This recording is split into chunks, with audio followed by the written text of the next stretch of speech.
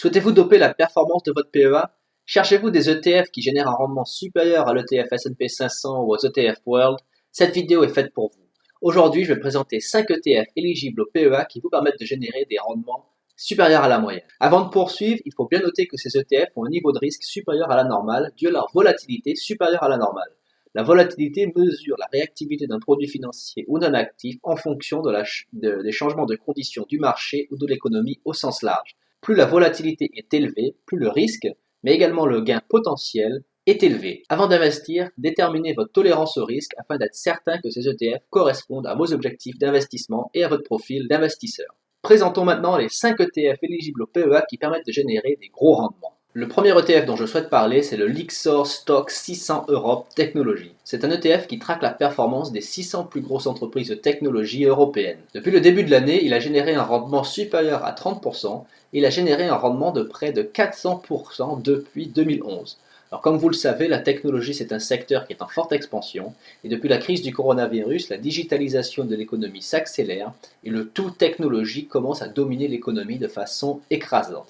On peut donc penser raisonnablement que le secteur de la technologie va continuer à croître de manière importante au cours de la décennie à venir. Alors certes, les sociétés du secteur de la technologie ont parfois une volatilité importante, mais à long terme, au cours des 10 dernières années, les rendements ont été faramineux et les investisseurs qui n'ont pas investi dans des ETF ou dans des sociétés technologiques ont raté des rendements très importants. C'est pourquoi il faut sérieusement réfléchir à intégrer ce genre d'ETF dans votre portefeuille PEA afin de booster un peu les rendements de votre portefeuille.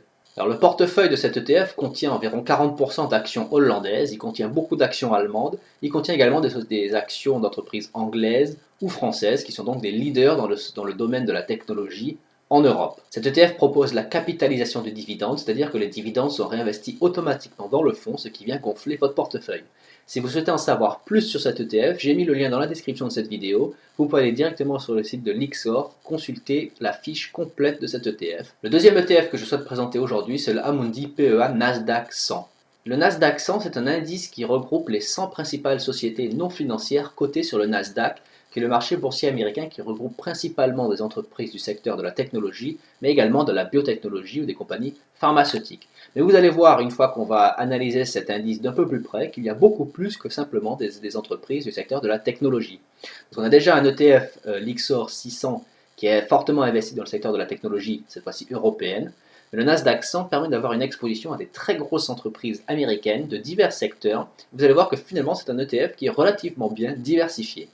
Alors bien entendu, parmi les principales positions de cet ETF, on retrouve des géants américains tels que Apple, Amazon, Microsoft, Facebook, Google, PayPal, Tesla ou encore Nvidia. Mais lorsqu'on va aller regarder un peu plus près quelles sont les autres entreprises de cet ETF, on va voir qu'il n'y a pas que des entreprises de technologie.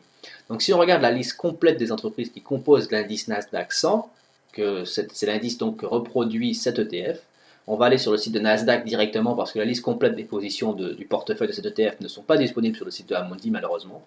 Donc on va sur le site de Nasdaq et on voit qu'il y a énormément d'entreprises qui ne sont pas forcément uniquement des sociétés de technologie à proprement parler.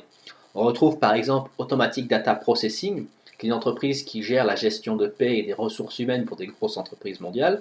C'est un des leaders d'ailleurs de ce domaine aux États-Unis et dans le monde. On retrouve Activision Blizzard, qui est un studio de développement de jeux vidéo. On retrouve par exemple Costco, qui est une chaîne alimentaire en gros, donc, qui permet aux consommateurs américains d'aller faire leurs courses alimentaires. On retrouve la Fox Corporation, qui est un conglomérat de médias. On retrouve Marriott International, qui est une chaîne d'hôtellerie mondiale. On retrouve aussi PepsiCo, qui est un géant agroalimentaire qui est notamment la marque Pepsi. Et on retrouve aussi par exemple Walgreens, qui est le leader des pharmacies aux États-Unis. Donc comme vous le voyez, lorsqu'on gratte un peu sur la surface, on remarque que cet ETF est bien plus qu'un simple ETF de technologie. Il y a énormément d'entreprises de divers secteurs qui permettent d'avoir un portefeuille relativement bien diversifié. Cet ETF est relativement jeune puisqu'il a été lancé en 2019, mais il a généré un rendement total de 90% depuis cette date. Alors si on veut savoir un peu quelle est la performance à un peu plus long terme de ce genre d'ETF, on peut regarder par exemple l'iShares Nasdaq 100, qui est le même ETF qui traque le même indice, celui-ci qui n'est pas éligible au PEA et qui est géré par la société BlackRock. Et on voit que cet ETF, depuis 2011, a généré un rendement quasiment de 600%, ce qui est absolument énorme, puisque bien entendu, il est majoritairement composé d'entreprises du secteur de la technologie, mais pas que. ce sont des grosses entreprises américaines qui sont en forte croissance et qui dominent, qui sont leaders dans leur industrie au niveau mondial. Si vous voulez en savoir plus sur cet ETF, j'ai mis le lien de Amundi qui revoit sur cet ETF dans la description de cette vidéo, ainsi que le lien Nasdaq 100 qui vous permettra de consulter la liste complète des 100 entreprises qui composent cet indice. Le troisième ETF que je souhaite présenter aujourd'hui, c'est le SPDR Small Caps Europe. C'est un ETF qui reproduit la performance d'entreprises européennes à moyenne capitalisation.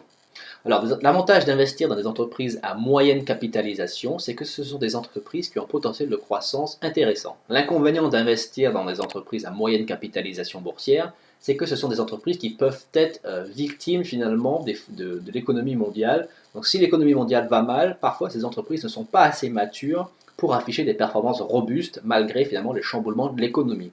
Donc c'est pourquoi ces entreprises-là peuvent proposer des rendements qui sont très volatiles. Néanmoins, à moyen long terme, ce genre d'ETF permet d'avoir des rendements tout à fait honnêtes. Et à l'avenir, on peut s'attendre à ce que les entreprises européennes émergent et deviennent des véritables leaders mondiaux, ce qui pourra porter cet ETF à la hausse et vous générer des rendements intéressants. Lorsqu'on consulte la liste des entreprises qui sont dans cet ETF, on remarque qu'il y a des entreprises de beaucoup de pays européens, notamment la Suisse, la Suède, l'Allemagne, l'Angleterre ou la France, ou encore la Hollande, et on remarque qu'il y a des entreprises qui sont très connues et certaines des leaders de leur domaine, même si ce ne sont pas des entreprises forcément connues du grand public, ce sont des entreprises qui génèrent d'énormes chiffres d'affaires, qui sont bien établies en Europe et dans le monde. Enfin, c'est un ETF qui est potentiellement moins risqué qu'il n'y paraît au premier abord. Cela dit, il affiche quand même des rendements assez volatiles au cours des 5-10 dernières années, il a un rendement annuel moyen d'environ 11%. Donc c'est un ETF qui peut avoir sa place dans ce portefeuille d'ETF à gros rendement, afin de booster un peu la performance de votre PEA. Le quatrième ETF que je souhaite présenter aujourd'hui, c'est le Lyxor ESG Leaders Extra. Cet ETF réplique la performance d'un indice qui traque la performance d'entreprises qui ont un profil ESG robuste. Alors pour rappel, les critères ESG, ce sont les critères environnementaux, sociaux et de gouvernance. Alors certains investisseurs sont très sensibles à ce genre de critères, ce sont des critères qui prennent de plus en plus d'importance dans le monde de l'investissement.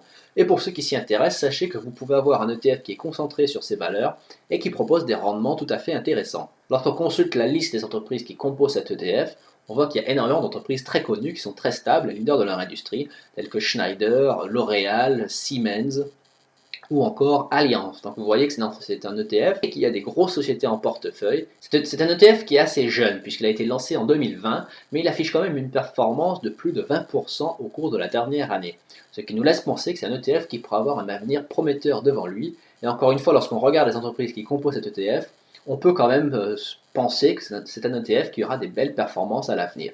Le cinquième et dernier ETF que je souhaite vous présenter aujourd'hui, c'est le Lyxor PEA-O. Cet ETF réplique la performance de l'indice World Water Index. C'est un indice qui traque la performance de grosses sociétés mondiales qui sont impliquées dans la gestion de l'eau, du traitement des eaux usées et des technologies autour de l'eau. Depuis 2014, il a généré un rendement total de 170%, ce qui est énorme, puisque évidemment, comme vous le savez, l'eau c'est un bien de première nécessité, et vu que la population mondiale augmente, les besoins en eau augmentent également. Et on peut raisonnablement penser que le besoin en eau ne sera jamais un besoin entièrement satisfait, on aura toujours besoin de l'eau. Donc les sociétés impliquées dans l'eau sont des investissements extrêmement intéressants. On retrouve dans cet ETF des grosses entreprises mondiales de l'eau telles que American Water Works ou encore Veolia Environnement et énormément d'autres entreprises qui sont présentes dans le secteur de l'eau. C'est un ETF également qui fonctionne par capitalisation de dividendes, donc il réinvestit automatiquement vos dividendes dans cet ETF afin de faire gonfler le portefeuille. Sur Boursorama, le fonds a une notation de risque de 6 sur 7, ce qui est quand même difficile à comprendre vu le profil des sociétés qui sont en portefeuille. On a affaire à des énormes sociétés mondiales qui sont responsables de la gestion de l'eau, qui est un domaine, encore une fois, où la demande va rarement baisser. Au contraire, elle va rester pareille, voire augmenter au fil du temps, ce qui veut dire que ces entreprises-là vont continuer à générer des bénéfices et à croître et devenir de plus en plus importantes dans notre vie quotidienne. C'est pourquoi un ETFO est extrêmement intéressant à ajouter dans votre PEA pour avoir une exposition à ce secteur et avoir des rendements qui sont supérieurs au rendement moyen d'un ETF S&P 500 ou d'un ETF World classique. Voilà donc pour la vidéo d'aujourd'hui, j'espère que ça vous a plu. Voilà donc 5 ETF qui vous permettent de générer des gros rendements supérieurs aux ETF S&P 500 ou aux ETF World. Sachez encore une fois que ces ETF ont théoriquement un niveau de risque supérieur à la moyenne.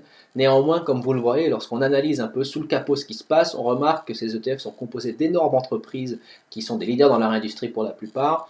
Donc en réalité, le risque est un peu moindre de ce qui n'y paraît au premier abord.